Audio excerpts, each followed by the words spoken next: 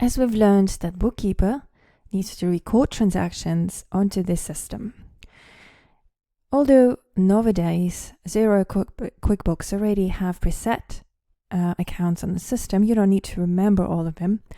However, it's important to understand the differences of what are those accounts are. And the reason is because your responsibility is to enter these transactions accurately into the system and apply correct accounts to each of those. Let's now have a look at 3 accounts that we have in our group. Personal refer to individuals or companies. In other words, your clients or your suppliers. Second, real accounts. Those ones related to tangible or intangible assets.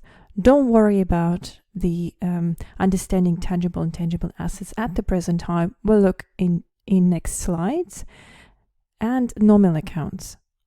Those accounts are such as income, expenses, gains, and losses. So these are 3 accounts that you need to remember. Later, when we go into details about double entry, you will understand how double entry works in relation to each of these personal, real, or nominal accounts.